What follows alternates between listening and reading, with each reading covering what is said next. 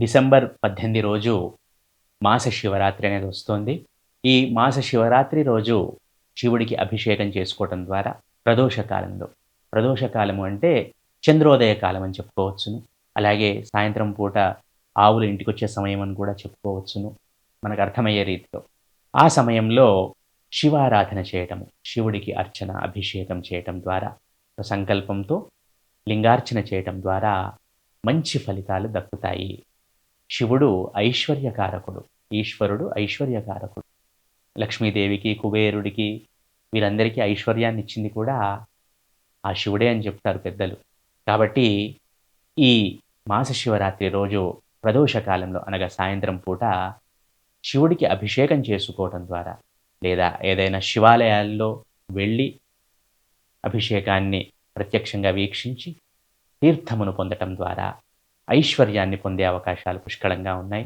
ఏం చేసినా భక్తి శ్రద్ధలతో చేయటం చాలా ప్రధానము. ఈశ్వర ఆరాధన ఎప్పుడైనా భక్తి శ్రద్ధలతో చేయాలి. అలాగే పూజ చేస్తున్నప్పుడు కూడా నిలబడి చేయకూడదు. సాధ్యమైనంతగా కూర్చొని చేయాలి. ముఖ్యంగా శివారాధన, శివుడి అభిషేకం అనేది కూర్చొనే చేయాలి. మనకు గురుచరిత్రలో వస్తుంది. చాలా గ్రంథాల్లో కూడా ఉంది. ఈ కలి ప్రభావం అనేది కలి ఎవరిని ఎక్కువగా పట్టి పీడిస్తాడంటే శివుడిని ఆరాధించే వాళ్ళు నిలబడి పూజ చేస్తే వాళ్ళని కూడా పట్టుకుంటాడు ఈ కలి. కలి పురుషుడు అని ఒక చోట చదివాను నేను. సో, చక్కగా కూర్చొని తూర్పు మొహం గాని, ఉత్తరం మొహం గాని చేసి కూర్చొని చక్కగా శివారాధన చేసుకోండి. అలాగే మీకు తోచితే రుద్రం నమకం చమకంతో చేసుకోండి.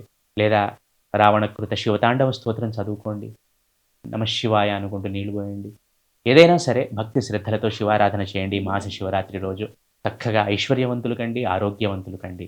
అలాగే ఆ తెల్లారే 20వ తేదీ అమావాస్య కూడా వస్తుంది.